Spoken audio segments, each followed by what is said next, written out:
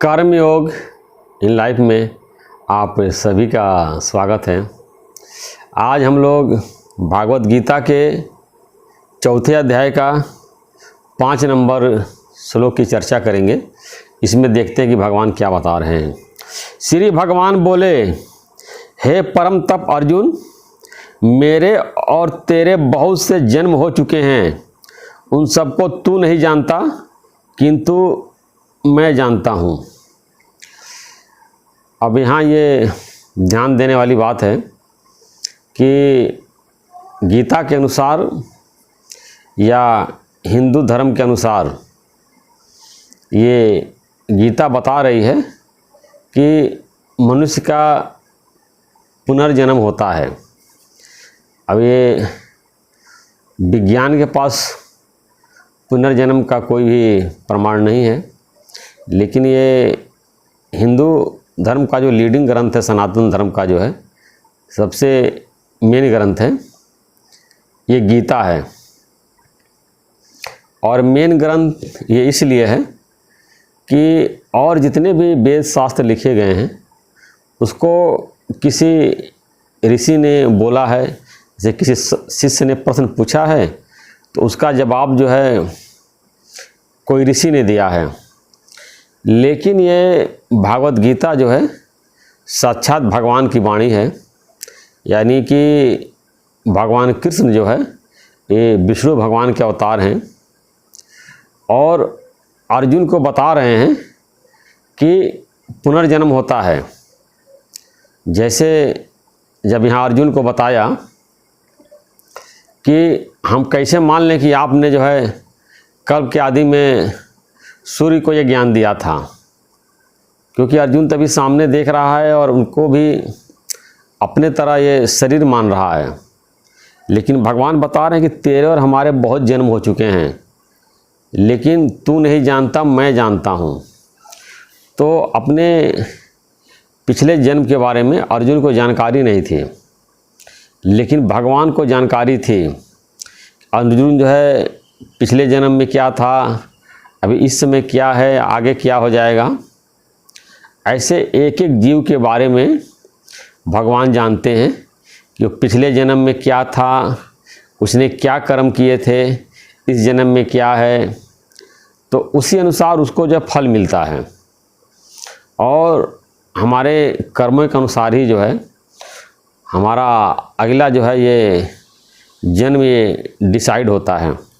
इस प्रकार गीता के अनुसार जो है ये पुनर्जन्म जो गीता में माना गया है। और ये गीता ये बताती है कि व्यक्ति का पुनर्जन्म होता है। पिछले भी श्लोक में आया है कि जैसे जीवात्मा जो है, जैसे मनुष्य जो है पुराने शरीर को त्याग करके नया शरीर धारण करता है, ऐसे ये जीवात्मा जो है इस शरीर को त्याग करके और वो नया शरीर धारण करता है। यानी कि संसार के जितने भी संबंध हैं ये शरीर के हैं, आत्मा का कोई संबंध नहीं होता है। आत्मा संबंध रहित होता है। अब जैसे शरीर कहीं पैदा हो गया तो पैदा करते ही उसके माँ बाप 2 हो गए, और माँ बाप के माँ बाप हो गए, बाबा हो गए, पिताजी हो गए, और पहले से अगर कोई है तो बड़ा भाई या बड़ा बहन हो गया, चाचा हो गए, तो कोई मामा हो गया, तो मौसा हो गया। कितने सारे संबंध जो है वो जुड़ जाते हैं। तब देखने वाली बात है, जैसे कोई व्यक्ति मरा, देखिए 40-50 लोग इकट्ठा हो जाते हैं, तो उसके अब पोते भी रहते हैं, अपने लड़के भी रहते हैं, क्योंकि आदमी अगर उसकी मृत्यु कम उम्र में होती है, बाल्यकाल में हो जाती है, तो उस शरीर के संबंध जो है माता पिता और बाबा दादी, बड़े भाई, छोटे भाई, मामा, मौसा, फूफा, ये सब लोग इकट्ठा हो जाते हैं, 40-50 लोग। तो जब वो जीव जो देह त्याग दिया तो सारे संबंधी उसको ले जाते हैं, फूंक देते हैं, तो शरीर खत्म तो संबंध भी यही खत्म। लेकिन आत्मा ने जो देह त्याग दिया, अब इस शरीर में उसने जो शरीर धारण किया था उसके ये सारे संबंधी यहाँ थे, और जब उसने इस देह को त्याग करके नया शरीर उसने धारण किया, जहाँ पैदा हुआ तो वहाँ दूसरा शरीर उसने धारण किया, तो वहाँ फिर जो है नए संबंध उसको मिल गए। यहाँ इतने संबंध उसने जो है त्यागे, शरीर छूटते ही सारे संबंध खत्म हो गया। और जब वहाँ पैदा हुआ तो फिर उसको बाबा दादी या माता पिता, भाई बहन और मौसा मामा फूफा, दुनिया भर के जो है वो फिर संबंध उसको मिल जाते हैं। तो ये जो मनुष्य है जो है ये सिर्फ जो है देह त्यागता है और फिर दूसरा शरीर धारण कर लेता है। ये जो गीता के अनुसार या वेदांत के अनुसार जो है ये पुनर्जन्म की मान्यता देती है कि देह त्यागने के बाद, मृत्यु के बाद जो है व्यक्ति की जो है नए जीवन की शुरुआत होती है। अभी ये इस जीवन की यही समाप्ति हो गई। जो ये शरीर था जो है सारे संबंध थे ख़त्म हो गए, और वो लोग भी जला करके और एक आध हफ्ता 10 दिन रोने के बाद जो है भूल जाते हैं, अपना फिर नया ज़िंदगी शुरू करते हैं। ऐसे वो जहाँ पैदा होता है वहाँ खुशहाली मनती है और वहाँ नया जन्म शुरू होता है। तो लेकिन जीव नहीं जानता है, किसी व्यक्ति को ये नहीं मालूम रहता है कि मैं पिछले जन्म में क्या था। और अगर मान लीजिए कि भगवान अगर किसी को याद दे भी दें तो बिल्कुल पागल जैसी स्थिति हो जाती है, क्योंकि इस जन्म के इतने संबंध हैं। फिर पिछले जन्म का याद आ जाए तो कितना दिमाग पे एक बोझ हो जाता है। और वैसे भी जो पिछले जन्म के जो संबंध थे वो पिछले जन्म के शरीर से थे, और शरीर ख़त्म संबंध ख़त्म, तो उसको इस जन्म में याद करने का कोई मतलब नहीं है। तो विधाता ने जो है पिछले जन्म की जो बातें हैं उसको बंद कर दिया है। लेकिन भगवान को मालूम है, भगवान यहाँ बता रहे हैं कि हमको ये मालूम है कि तुम पिछले जन्म में क्या थे, उसके पिछले जन्म में क्या थे, उसके पिछले जन्म में क्या थे। मुझको तुम्हारे हर जन्म की हिस्ट्री मालूम है, क्योंकि भगवान हैं और जीव के साक्षी हैं। लेकिन जो मनुष्य है जो है उसको वो पता नहीं रहता है। और ऐसा भी देखने में आया कि बहुत से लोगों को पिछले जन्म की याद आ जाती है। कई पुस्तकों में हमने पढ़ा है और वो बताया कि मेरे माता पिता वहाँ हैं और मेरे भाई वहाँ हैं, गांव का नाम बताया, वहाँ वो लोग ले गए। अब किताब में लिखा सही क्या हम नहीं जानते हैं, और सबको पहचाना है कि लोगों का नाम बताया। फिर थोड़ी देर बाद उसकी फिर याददाश्त जो चली जाती है और पिछला जन्म वो भूल जाता है। इस तरह की घटनाएं बार बार देखी जाती हैं। अब बहुत से ऐसे ऋषि मुनि हुए, तपस्वी हुए, जिन्होंने तपस्या के द्वारा, तप के द्वारा अपने कई जन्मों का जो है वो कर्म देख लेते हैं।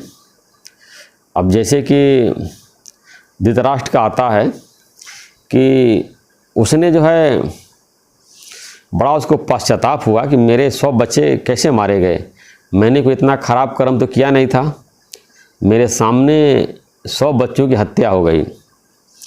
तो इसमें एक दृष्टांत आता है कि वो धृतराष्ट्र जो है पिछले जन्म में कोई व्यापारी था जो है, तो एक दूसरा व्यापारी उसके पास आया और बोला कि मेरे ये 100 तीतर रख लो, मैं बहुत देश दूर जो है व्यापार करने जा रहा हूँ, जब वहाँ से आऊँगा आ करके अपने तीतर ले जाऊँगा।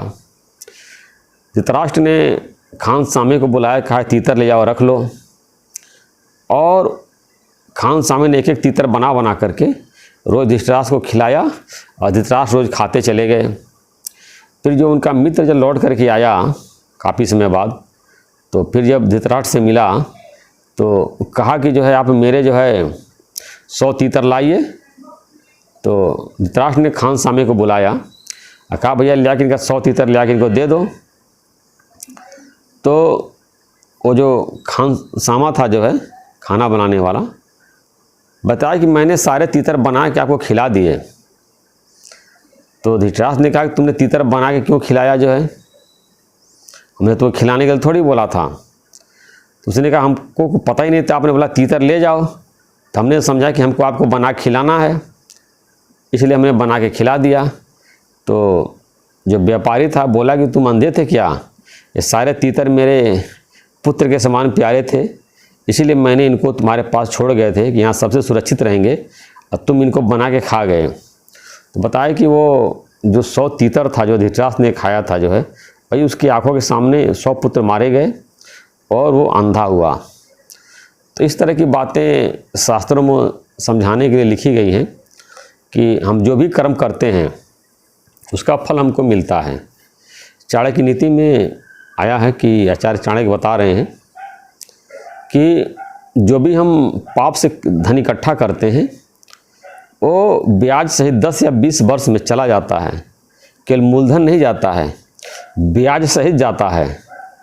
तो आप ऐसे भी समाज में देख लीजिए कि ऐसा अगल बगल देखने में आता है कि जिन लोगों ने चोरी से, बेईमानी से या गलत तरीके से धन दौलत इकट्ठा किया है, रिश्वत लेकर के किसी भी तरह से जो है, या दबंगई से, जैसे भी हो, तो उनका वो प्रॉपर्टी उनकी आंखों के सामने चली जाती है और वो हाय हाय करके रोते हैं।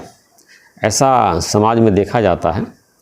लेकिन जो मेहनत से, परिश्रम से धन इकट्ठा करते हैं वो लंबे समय तक रहता है। और ऐसा शास्त्रों में आता है, जैसे कि मान लीजिए हमने खूब धन दौलत, अपना व्यापार बढ़ाया, खूब धन दौलत बढ़ाई, तो जब व्यक्ति मरता है तो अपने ही कुल में पैदा होता है, अपने ही परिवार में। यानी जो धन दौलत हम कमा कर इकट्ठा करके गए हैं, अगर मेहनत से कमाया है, तो पोता पर पोता के रूप में व्यक्ति उसी परिवार में जहाँ मरा उसी घर में फिर जो है वो पैदा होता है। जैसे 10 साल, 5 साल या तुरंत इंतजार करने के बाद पोता पर पोता के रूप में आता है और अपने मेहनत से कमाए हुए धन का जो है वो फिर वो भोग करता है। तो जो कुछ भी हम मेहनत से कमाते हैं, परिश्रम से कमाते हैं, वही जो है हमारे पास रहता है और गलत तरीके से कमाया हुआ धन दौलत जो है वो चला जाता है। ये आप कभी मत समझे कि उन्होंने बेईमानी से धन इकट्ठा करके बहुत अमीर हो गए हैं, बहुत ऊपर हो गए हैं, लेकिन उनके अंदर क्या दुख है, क्या तकलीफ़ है, ये आपको नहीं मालूम है। किस पे क्या गुजर रही है वो व्यक्ति खुद ही जानता है और उसके अंदर बैठे हुए परमात्मा को मालूम रहता है। जैसे एक शेर है, ये दुनिया रंग और राहत का गलत अंदाज करती है, ये दुनिया रंग और राहत का गलत अंदाज करती है, खुदा ही खूब वाकिफ़ है, खुदा ही खूब वाकिफ़ है किस पर क्या गुजरती है। तो हम लोग बाहर से लगाते कि अरे खूब बड़ा उनका मकान है, बड़ी सी उनकी गाड़ी है, खूब लड़के हैं, बच्चे हैं, खूब धन दौलत है, खूब खुशी उनको है, लेकिन भीतर से क्या कमी है, क्या तकलीफ़ है, क्या भाव है, वो व्यक्ति खुद जानता है। बाहर से हमको नहीं पता चलता है, या जो उनके बहुत करीबी दोस्त हैं, रिश्तेदार हैं या नौकर चाकर हैं जो डेली इनको देख रहे हैं, अंदर की प्रॉब्लम जो है उनको पता रहता है। तो बाहरी चमक दमक में नहीं आए और रियलिटी क्या है वो व्यक्ति खुद जानता, ईश्वर जानते हैं। तो अब ये देखिए भगवान ने बताया कि जन्म होता है, पुनर्जन्म होता है। तो हम जो आज कुछ हैं, जो इस समय हमको मिला हुआ है, ये हमारे पिछले जन्मों के कर्मों का फल है। 3 प्रकार का फल बताते हैं, कर्म बताते हैं: संचित कर्म, प्रारब्ध कर्म, क्रियमान कर्म।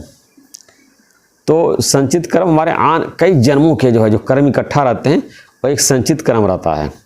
जो थोड़ा सा हम प्रारब्ध जो है ले करके आते हैं, प्रारब्ध कर्म बोलते हैं कि हम यहाँ पैदा होंगे, हम इस पोस्ट पे पहुँचेंगे, हमारा जीवन ऐसा होगा, हमारा जीवन राजा बनेंगे या मंत्री बनेंगे या भीख मांगेंगे या रिक्शा चलाएंगे या मजदूरी करेंगे। ये सब एक प्रारब्ध अपने कर्मों के अनुसार ले करके आते हैं और विधाता या देवी देवता जो है उसको संसार में उसी तरह से जो है वो और पूरा भ्रमते हैं, संसार उसी तरह से चलता है।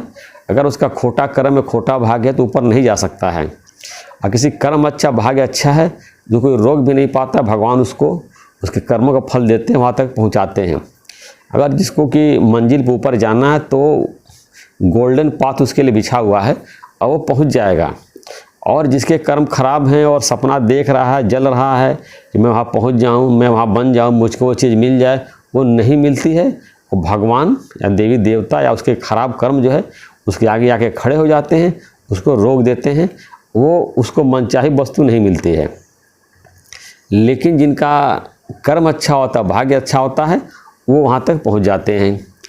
और क्रियमान कर्म जो वर्तमान में हम कर रहे हैं, तो जो भी वर्तमान में हम कार्य कर रहे हैं, ये हमारा भावी जन्म जो है डिसाइड करता है। अगले हमको जन्म मोक्ष मिलेगा, या देव योनि प्राप्त होगी, या मनुष्य योनि प्राप्त होगी, या पशु योनि प्राप्त होगी। ये वर्तमान जीवन के कर्म ही जो हमको ये फ्यूचर को डिसाइड करते हैं।